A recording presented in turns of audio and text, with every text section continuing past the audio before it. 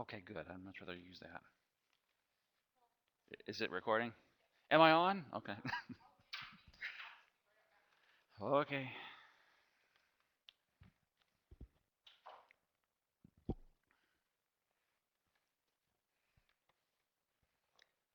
Take 100.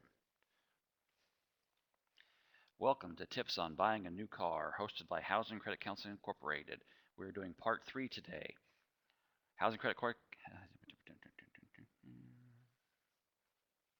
Take 101.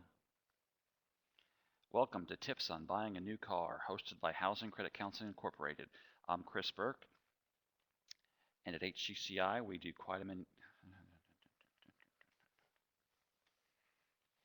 That's not missing. Take 102.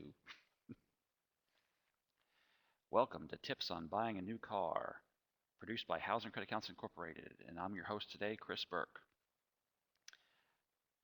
At HCCI, we do many programs in our 3 offices, as you can see there, but today we're focusing on leasing a vehicle. So, should we lease a car or buy a car? What's the deal here?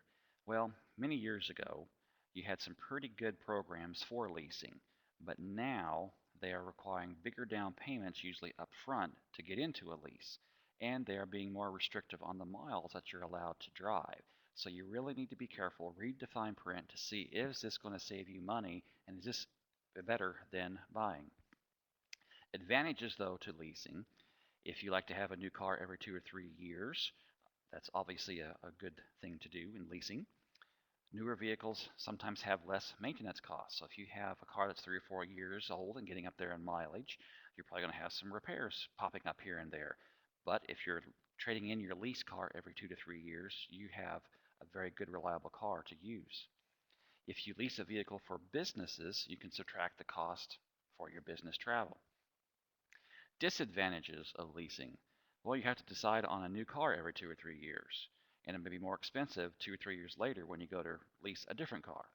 You don't own the car, but you're still responsible for the taxes and insurance and the repairs on the car as if you did own it.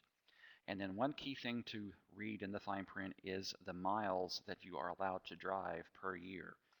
And of course, damage on a vehicle could be a big hit when you go to trade it in. If you purchase the vehicle, it will cost more than if you never leased it. For information about insurance on your automobile, you can visit the following website there, hosted by Kansas Insurance Department Auto and Home Section. Okay, I think I'm done, Megan, but I don't know that that was very good.